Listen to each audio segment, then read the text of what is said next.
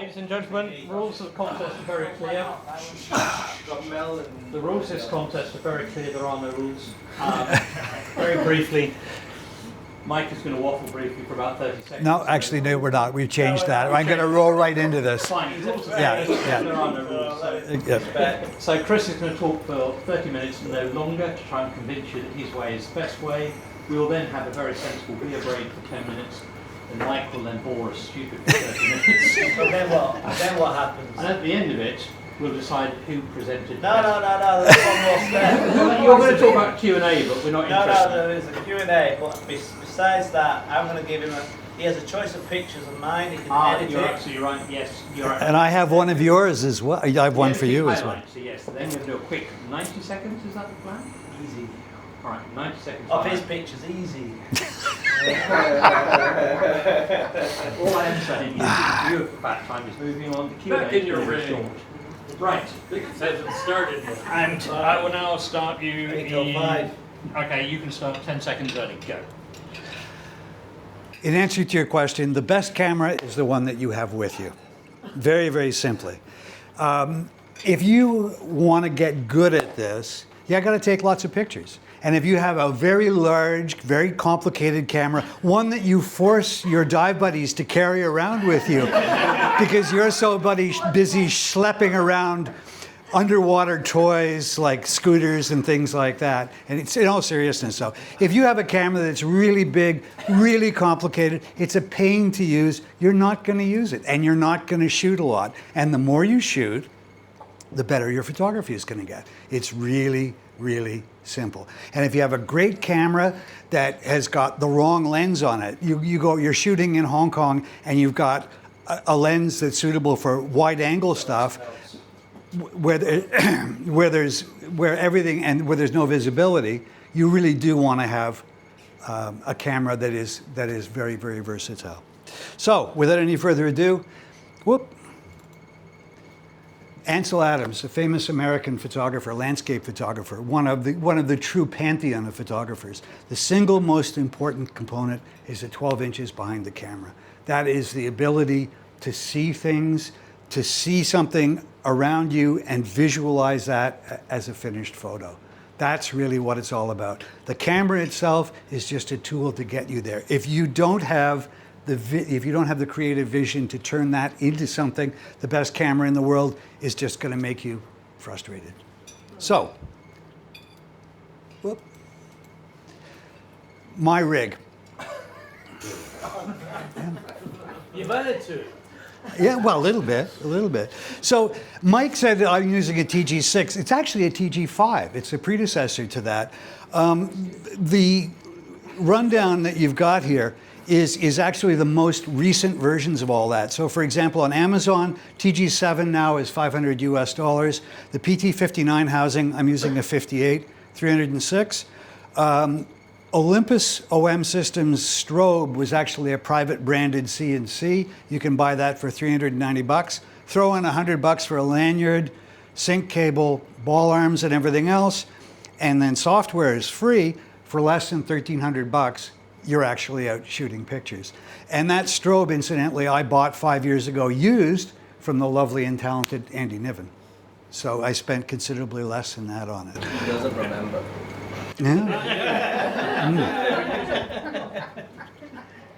What do you like about the TG series?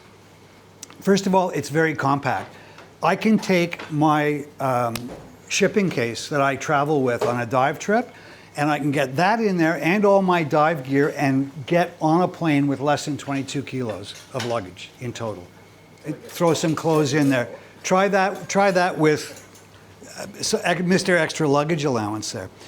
It's also particularly good because it's rugged. It's very, very solidly put together. Right, so the TG series, the thing that I like about it is it's compact. It's very, very rugged. This weighs next to nothing. You'll notice that I'm not using any floats or anything else on this. When I first started doing it, I had a proper tray and I had floats and everything else. You don't actually need any of that. It's negatively buoyant, but only a little bit. It shoots RAW, and RAW is really good. I don't know if you guys know the difference between RAW and JPEG. RAW allows you to make major adjustments in the picture. You can basically under or overexpose by 2 stops. And that makes a huge difference when you're actually doing post-production. The other great thing about this camera and the whole series is if you go down and you start shooting and you're set up for macro with a Sony or with a Nikon or something like that, you can't change lenses. Whereas with this, you're not going to be able to shoot a rec, but you can shoot wide angle, and I will show you a little bit later. And you can also shoot macro without screwing around with lenses, just literally with a push of the button. It's doubly waterproof because the camera itself is water resistant to 15 meters. Put a housing on it and you're good to 40 meters. So even if the housing leaks, which in the 5 years I've been using it, it hasn't, with no change in the O-ring for that matter, the camera itself is still waterproof. It has outstanding macro capabilities. It's stupidly good. In terms of the value that this thing provides, it is one of those rare products that's really way better than it should be. A couple of limitations though. It's got a small sensor. The sensor on this is about 1/30th the size of a full frame camera sensor. That's a very big difference. And it has very limited manual controls. So you are... No manual control. Well, you can set the ISO on it, okay? And you can set program and aperture mode. But in terms of actually dialing it in the way you would dial it in with a DSLR, you can't actually do that. However, it does perform remarkably well considering it does have that's relatively small limitation on it. In terms of software, I use 2 packages. Digicam I use for cataloging. That's a little bit like a product from Adobe that starts with a B. I won't mention its name. And I use Darktable for the actual editing. There's another Adobe product that's almost as good as that. Both of these are free of charge. They're open source software. And both of them are available for Windows, Mac, and Linux. You can actually download them from the addresses that are shown on the screen there. Both these and a whole bunch of other open source photographic solutions have got very active user communities. Pixel.us supports about 20 different open source projects. But on top of that, you've got a very, very active community of people who create the software, who support the software, and encourage you to use it as well. There's a guy named Bruce Williams in Australia who makes videos. He's made about 150 different videos over the years explaining the changes in Darktable and how to use it. The guy's videos are really, really good, and you can start with that and just work your way through it. So just to give you an idea, this is what Digicam looks like. And again, I use this primarily for cataloging purposes. You can see the year date there, and then everything just comes up folder by folder per photo shoot. I shoot anything from 5,000 to 10,000 images a year. So actually keeping track of all of those with the dates and with some sort of a description makes a big difference if you're ever trying to find something. So that's Digicam. Darktable has got actually 2 views. This is the view you use for actually editing the photograph itself. And you can see some of the things that you could do with it. This is really, really powerful. It's got denoising. It's got the obvious stuff like contrast and exposure. But you can also, for example, take dirt out of a picture. You've got lens correction in there. You've basically got everything that you need to fine-tune and to adapt a picture. This is the second view from Darktable, and again, that shows you everything that you're working on all in one. Excuse me, fell swoop. So why open source? Open source has a couple of advantages, several advantages. If you have been using Windows recently, you know that you've been pushed to move to Windows 11. And Microsoft is being incredibly aggressive about that. There are also an enormous collection of, I won't use the word because this is being recorded, but you can fill in the blank for yourself. They are forcing people to replace their computers, perfectly good computers, for fallacious reasons, so that you can install Windows 11 on them. I use Linux on this computer, on my media center at home, and also on my desktop at home. My media center is a 10-year-old laptop that I'm running Ubuntu on. And you can't, as far as Windows is concerned, that's something that's destined for the landfill. I find that highly offensive. It's wasteful, it's just plain wrong. And there's going to be, if you want to buy a used computer, the next couple of months are going to be brilliant, because so many people are going to be getting rid of computers that are perfectly usable, because Microsoft has told them, oh no, you can't use it anymore with Windows 11. So there's no registration. Nobody knows that you're using this. You don't have to give them your name, your address, or anything else. And there's no telemetry. So it's not sending data back and forth to Microsoft or to Apple or anybody else. There's no software lock-in. All of the file formats that are used here are open source. That means anybody can use them, and you can use them with different software. There's no monthly subscription. I find monthly subscriptions I'm absolutely abhorrent, and they're becoming more and more popular by the day. Auto manufacturers are starting to use them now with things like heated seats that you have to pay a subscription to use. I mean, this is offensive. It's the height of stupidity. You're also not feeding an AI scraper, and increasingly any piece of software that you use is being fed into somebody's AI model. And I also find that quite offensive. Linux is basically what the internet runs on. And if you're a Mac user, basically Mac is a skinned version of Linux. It's stable, it's clean, it works. When I was running Windows many years ago, you'd have to restart your computer every couple of days. I restart my home computer, which is running Linux, about once a month. And that's usually because there's a software update that's at a kernel level where it wants to do a complete restart. But it doesn't need to be restarted the way Windows does. It's also because Linux is a relatively small proportion of the overall software universe, about 5% at this point. It's not a priority for hackers and for viruses. If you're going to write for viruses, you write them for where you're going to get the most bang for your buck, and that's people who are running unpatched versions of Windows 8, not something like this. So my workflow. Really simple. One, you import the images into the computer. Two, I use Digicam to rename everything. And as you saw when I put the screen grab up there, it's year, month, day, description, image number. So that gives you 250807 diving mole bowl number 26. And that makes the computer automatically sort the images so that you can find things more easily. Once that's done, I use Digicam for a first cull. And the first cull is to get rid of test shots, because I always take a test shot before I get into the water, or two, to make sure the camera's working, the flash is working, everything is working the way it should be. And then the obvious mistakes, the shots that are out of focus, the shots that just didn't work, just get rid of them then. Number 4, import the images into Darktable and then apply presets, watermark, and cropping. So I have a collection of presets that basically just take the raw image and turn it into something that's usable. Raw is very, very rough. And it's not like what you see with JPEG, which is what the camera says, this is what you should see, this is JPEG, it's fixed pretty much. With RAW, it's not. So you need to do a few things with it to get it looking sort of attractive.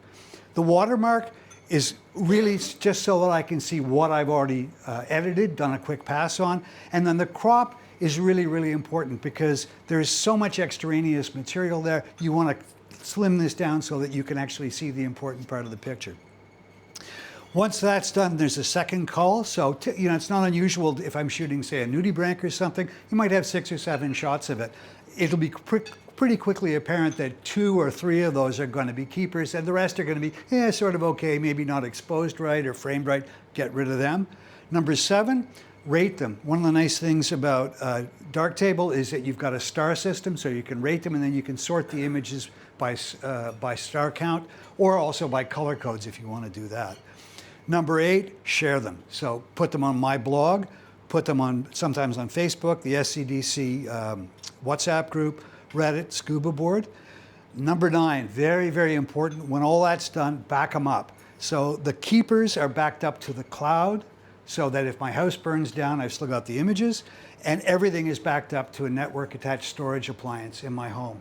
And then finally, get everything ready for the next time out. So that format the card, and just a little sidebar, you don't want to delete images by image by image on your SD card, because that can lead to a corrupt card and massive failure.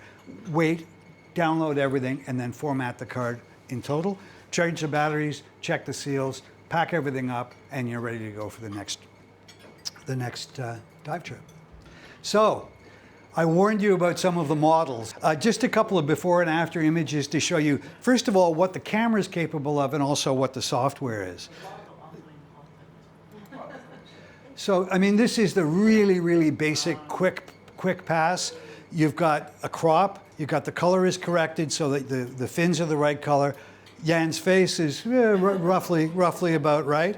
You know, you can see that the octopus is yellow, so we're plus or minus. But again, this is not where this camera really shines. It shines in macro, but that's a fairly wide angle shot, and that's not too bad.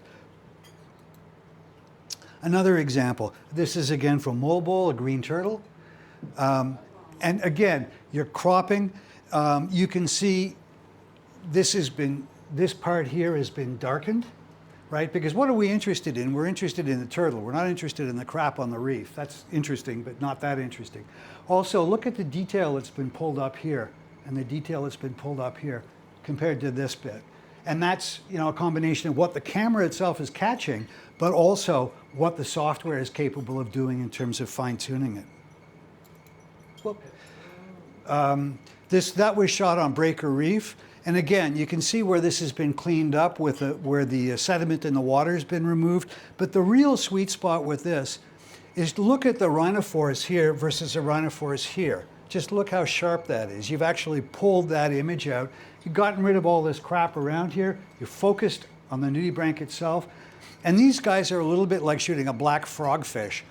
There is one solid color. So it's really difficult to get any sort of detail out of it. It just looks like an orange blob. There's no real information there. But the camera and the software can actually pull that out and make it much more interesting. One more, nudibranch. This is also from Mole Bowl. And I put this in just to sort of show you how you can reimagine a shot. I mean, you can see the rotation has changed. It's cropped. You've gotten rid of the bit of backscatter in there. It's sharper. The contrast is better as well.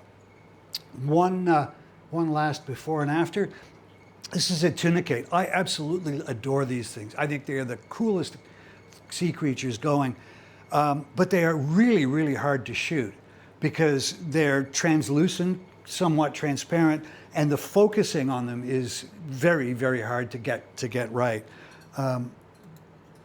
But then you can see, what that actually accomplishes. That to me looks like something out of a science fiction film. It looks like an entirely different universe. But again, that's the ability to see something when you're shooting and also to see it in post and to be able to say, okay, I can do something with that, knowing what the software is capable of, knowing what the camera has actually caught. So that's the before and after parts. Some closing thoughts. If Photoshop is the answer, you're asking the wrong question. I don't know if any of you are jazz fans. There's an American recording engineer called Rudy Van Gelder who started recording in his parents' home in Englewood Cliffs, New Jersey.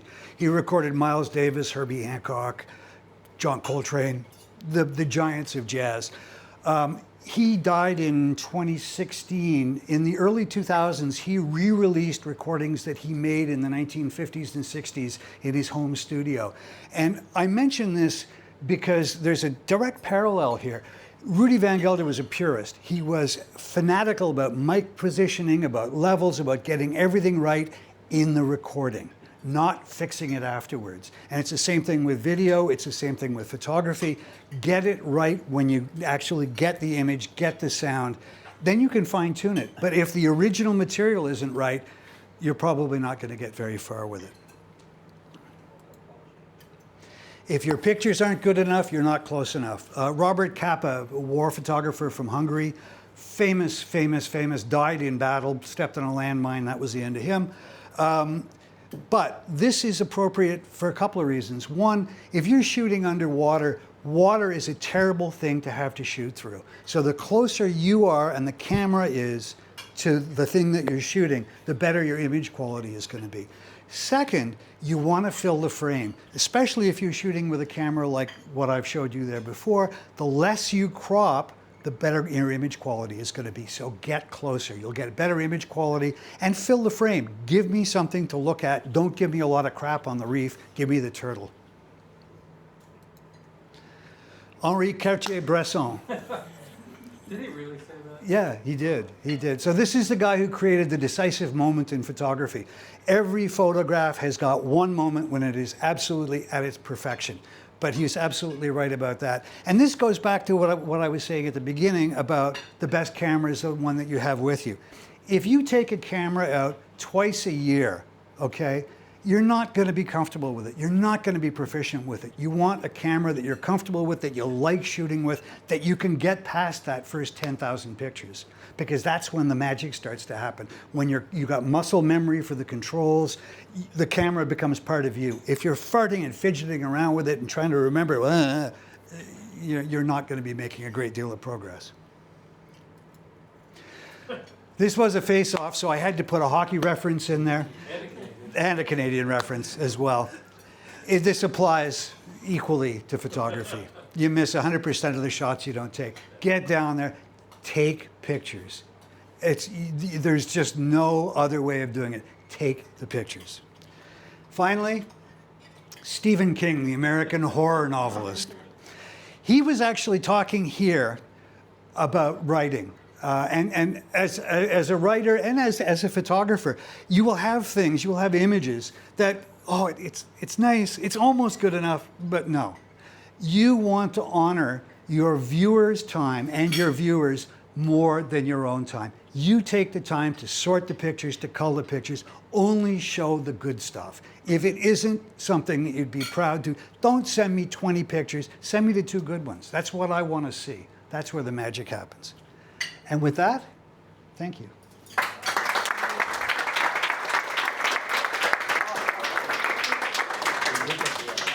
Ladies and gentlemen, because Michael's talk started 30 seconds ago. Did it? Boom, we're on. Thank you, Chris Dillon, for that presentation. It was a good effort. Oh no. Please upgrade the window. 1 second. With Copilot. Come up. The photographic process. Great shot, the winner. Hooray! He said it was rugged. I'm holding a beer. Rob's focusing on it, and I gave it a big, massive kick. And I agree, it's rugged. But is it any good? Definitely not. I will talk about the cameras I'm using. I'll talk about the equipment I'm using. All these quotes that he said, I will not need to do. I will just show you. We go into detail what you can buy if you have money and you want to spend it. I won't tell you the cost because it'll upset Chris. Because one little lens of mine is 5 times his camera. Just think about it. I don't give a shit a freeware and all this stuff. I buy stuff that will just work for me every single time. I don't have to mess about. It just works. Who gives a shit if you're going to have to use what you said before about an old 10-year-old computer? Buy a new one. It works straight away. Some of us are environmentally conscious. And I'm a very busy man, and I have no time to mess about with figuring out things. It's got to work. Prior to this meeting, he was asking, please, no AI, no AI. What do you mean? Everyone's using AI. You see that? That's a good thing. Yeah. So we'll go on. The camera, the best. The A1, 50 megapixels. Take a look at that. 8K. And most importantly, every second it is doing 120 calculations on focusing. I rest my case. That's a good camera. The housing. Incredible housings from Nauticam. I'll pop it out of my bag and show you. Here you go. Rugged, he said, rugged. That's rugged. Take a look at the engineering. That's what you're paying for. I know I'm not allowed to Yeah, interrupt, you but should didn't have it leak on the last come iPhone? here. Sponsorship. And by the way, I have the camera inside if you'd like to look at it. But this camera housing takes care of everything. The buttons, everything is right on your fingertips. You can take a picture at any moment because if you have practice, you can just press any button and get that shot. The camera has all the levers and stuff to focus, etc. And also, remember, it has a leak test. I don't think the camera that Chris has, he jumps in and he hopes it's not going to leak. But it doesn't But matter the if it does. camera is waterproof. You spent more on a Nauticam housing, Andy. Now, we said, shh, rules are rules. But the housing is the best you can get. Aluminium, no messing about with, fogging up and anything like that. And it's so adaptable. Talk about lenses. Any lens you want, you can just put on that. Fantastic piece of kit. What's that? Change lens underwater. Wait. And if you want to support your local products, this is made in Hong Kong and China. Fortan is the head office. Support them. If you want to know the sales director, I have a direct number. And I'll be honest, if you don't know what I'm talking about with the pressure, you have a pump. So you pump it. You put it on here, and this light will turn green. Right? If you don't know what these are about, then you know for sure it's not going to leak. You have to have it joined first. Shh. 2.7 kilograms in the air. It's a bit heavy. I could deal with that. Now, you want to get the best shot. Chris starts talking about, what did you talk about? You said whatever you said. You pray. Why do you have to pray? Just get the best lenses, right? And Chris says you got to choose macro or wide angle. That's bollocks in this day and age. I'll show you why in a minute. But you can choose. You do have to jump in with one of these lenses. Granted.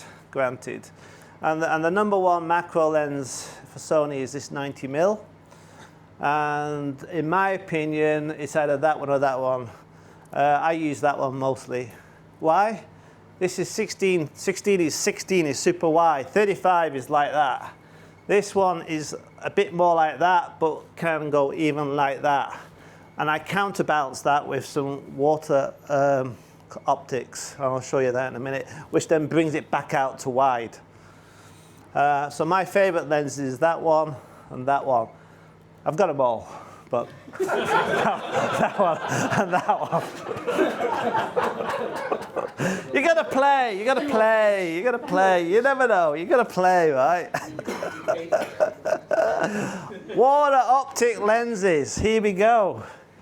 My favorite one at the moment is the fisheye. Which one's that? The FCP. The FCP is this one. This creates that 28 to 70 mil into a fisheye, 170 degrees. Think of your GoPro being like wide, super wide. This bad mother does that for you. What does that weigh? Feel the weight of that. 5 kilos. Hold that. Pass that to Andy. Don't drop it. $45,000. Boom. Run with it. That is my favorite lens. The reason why you see the all around it, that's the flotation. It's a collar, flotation collar. My second favorite lens is the penis. 12 inches. This does everything, Chris, baby. That's why Mike has got the pump, by the way. This does everything. But this converts, this is a EMWL. EMWL, what does it mean? Basically, I can shoot macro and wide angle at the same time. I can shoot a turtle in 1 minute, or I can shoot a little slug with something behind it. I'll show you some pictures in a minute. So these are my two favorite. Why is it so long? You've got a magnification here. That sticks on the 90mm lens, sticks on the, so it's a macro lens, it's a magnification. Unfortunately, when the image comes through there, it's upside down. This center section, all that does is convert it the right way up. You don't actually need that if you want to put up with an upside down image. Or if you use an LCD display at the back that can go upside down, you're laughing. But this little thing is a beautiful piece of equipment. And you can choose different angles. You can choose 160, you can choose 30, 90, or 60. You get really tight. But this is one of my favorite lenses. Other options. Are you saying that does what your big favorite lens does? No, that's just super wide. That's super wide. This will shoot with that distance from an animal. This will shoot that distance and still get everything. How much time have we got? 20 minutes. 20? We've done 10. 10, great. And then there's other lenses that you can use. I've got that one. I've got all these. You normally see that one. That's the this is the dome port. Is that quite small? And that's small, but the way it works is you're going to need some like a gap between here, because depending on which camera you're using, you've got to have different rings for different cameras. You just buy those with it, and then that allows you to use any camera with the right lens. The thing about the dome port is it's volume, a lot of volume. A lot of volume means it floats, so you don't need that much flotation. That one, that needs about 1.5 kilos on each arm. Oh, and that one needs 2 kilos on each arm. Volume. And the one that just came out today, I just got it actually today, in fact. Rob, you need this one. You need this one. You need this bad boy. This one converts your macro into a 60mm macro. Is that the So MF03? you're going to put that on your 90mm port, wherever that is. You put that on, and you put that on here, and it will convert to a 60 degree. What I mean by that is it's a macro animal. You can shoot there, but you can get that wide kind of look. So you just have a look through that, pass that around. That's brand new today. It came out, just produced from Shenzhen last week. But what I'm saying is, he talks about the best picture is what you've got in your hand, the camera that you've got in your hand. Bollocks to that. Get the right camera to start with. Water optics, most important. Chris talked about this small little dainty strobe. Light is so important. So important. So you need the right lens, the right strobes. I get them from Europe, not from China. Don't you want a big clue? Wait a minute, you were just shouting about going Local. But the best strobes are made not in China. I'm just saying, if they were made in China, I would buy them in China, but they're not. The best ones are made in Slovenia. I use the Retras. Strongly recommend. About 2,000 euros, I guess. which bit? Repeat that one. What? For that. You want it? What do you want? What do you want? So there you go. And the best thing about these bad boys is you can put all these different attachments on the end. Do they come with it? No, you have to buy them. But I've got them. So this one, for example, narrows the light. This one, it changes the light color slightly. So you want to shoot sharks, you want to get that bad boy. so the shark's not as bright. This one is full of is fluorescent, whatever, so it just basically shoots the light further, it increases the power by 2. This one just narrows the light. So all these accessories allows you to create different light angles on the subjects. This is my old favourite. Rob's old favourite was the Z240. This is the Z330. They're both discontinued. Amen. They were made in Japan, and they were the dog's bollocks. They really were very good. You can't get them. Get them. 2 of them, no hassle. Wi-Fi, Bluetooth connected, so you can upgrade the software from time to time. And I made a last comment at the bottom. Optic fibres, get the best. Don't go cheap. Go cheap on these, they break easily, and you're messed up, basically. Strobes don't work underwater if these are broken. Cool. Other bits and bobs that I strongly recommend to have is a bridge, like a frame here. You want to hold it. I do recommend a tripod. A tripod allows it to be, thank you, a tripod allows it to stand up a little bit so you don't mess it up at the bottom. It's a very expensive piece of kit. You don't want to mess that up. With 4 legs. Yeah. Floats, floats, floats, floats, floats. He says, oh, it's okay to be a little bit negative. I do not like being negative, full stop. I want to be spot on. I'm a professional. I want to keep my trim every single time like that. Negativity, bollocks. I want to be perfect. So get floats. These jumbo sticks floats are brilliant. You can adjust them. You get different sizes, 180 grams each. Modify it, play around with it, get it bang on perfect so it just floats there. Until you go past 20 meters. Eh? Until you go past 20 meters. The trouble with, I agree, the trouble with these, they are hard foam. They don't compress very easily, but if you do go down to 50, you're starting to ask for trouble. Clamps, in them, they're definitely not in on. Nauticam clamps, you got some now, right, Rob? Yep. Good choice, good choice, good choice. Different mounts also important to then put on video lights and so on. And most important for all you guys, if you buy a bit expensive camera, lanyard. You need a lanyard. You need something permanently every single time when you jump in the water. As soon as you hand the camera to you, lock it on. Pull, pull, pull, pull, pull, pull, locked, and it doesn't come off until you get up again. Period. Get a good lanyard, a long one. You don't want to lose that underwater. How much have we got? You've got 13 minutes left. Oh, plenty of time. Chris says, oh, dude, it's heavy, all that bullshit, yeah? Yeah, it's slightly heavy, but I'm only flying with it. When I get there, I'm all right, no problem. That's calf, this is all the way, we flew all the way to Socorro, that was Socorro, that, Mexico. Our guy hadn't picked us up. We've just been fined $1,000 US for bringing in professional dive equipment.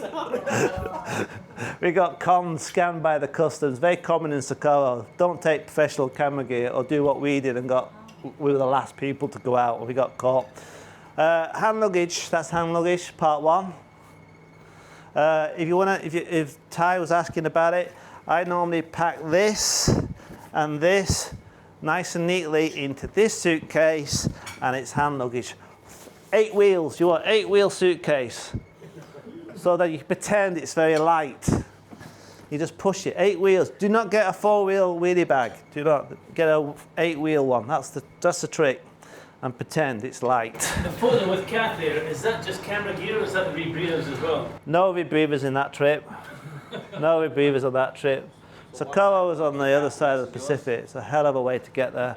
That's the bag I use. It's a Victorinox. AirTags. Get an AirTag. Please put AirTags on all your kit.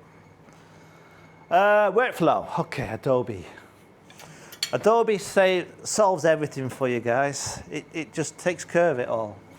My workflow, simply pop it into the laptop. Use Lightroom Classic to put it in, organize it. I put it into Lightroom Catalog that goes into the cloud, small files. As soon as it goes into the cloud, I pick it up on my phone. I start editing the pictures on my phone. Everything that I change on the phone goes back into the computer let's be clear, Lightroom is non-destructive on your pictures. All it's doing is putting a cover on top. It takes the original file and you're just making adjustments to something on top. It's just recording a set of adjustments. The original file is the original file. So all you're doing is making those adjustments on top and it puts it together. Second thing I do is I back it up onto a NAS. Dead easy. Subscriptions, $88. $88, right? It's a lunch. Oh, you want to go a bit more? Camera. For the photo, 148. 2 lunches a month. Or you can go the big time. Everything. Everything includes Photoshop, includes the best, the video editing, and there's about 20 other applications. $290. A few lunches. Not a lot to worry about. That's my workflow. Adobe. I'll show you a few tricks on that in a minute. Just some examples. This is FCP. It's probably not great. This is dropped in, but that's Rob. What is FCP, This is this lens here, right? Super wide. You're getting that wide. Look how close that. I'm actually touching that, and it's coming across. There's another example in Hong Kong, FCP. Notice Chris doesn't shoot any wide angle. Why? His sensor's that small. 1/30th of my sensor. Spend $1,300, that's what you get. You can't do that. Another one, just random shots. Again, it's got that curved look. Bit of CAF, FCP as well. Now for the, one more. There you go. CAF again, FCP. Another one, Jax.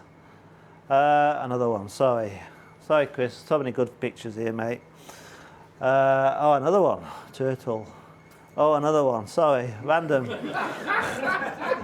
Now we're talking about the penis. This is the penis shot. I was literally touching the animal and it was coming out. The images are not very good on this. And there's a great example of focusing on that foreground, but you still pick up the background in about 2 meters viz. Another example, again, it was literally only he talks about the distance, keep tight. I was literally only 1 foot away from that. I've got a 160-degree angle, but I'm also capturing the background there. That's the benefit of the penis. Another one. That was on the Hoi-Han Wan Rex. See them all the time. No problem.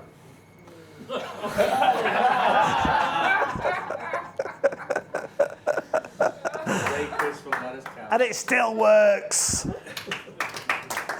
Thank you. And Chris. What is that more expensive? Yes. Okay, so quick vote. Who thinks Micah won?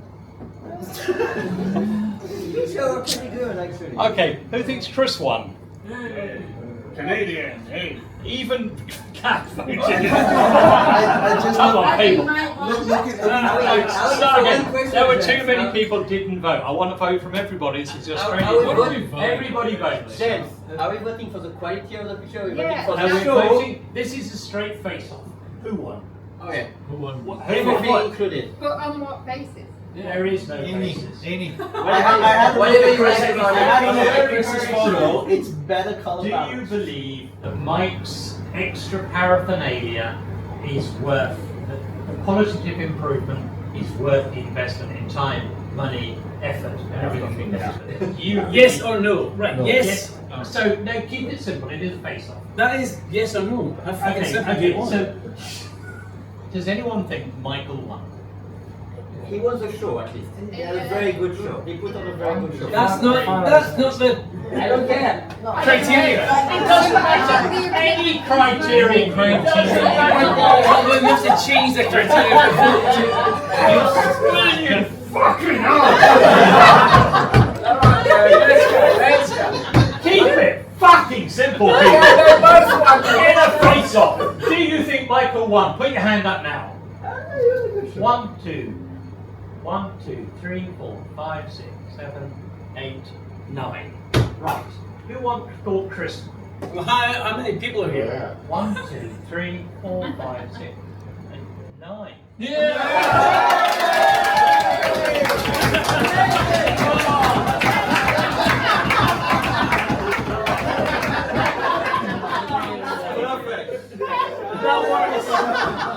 You can come in. It Come can't in. be, no, that's impossible. Come on, take this 17 of us. That was a genuine dead heat, but I don't know how. There's only 17 of us.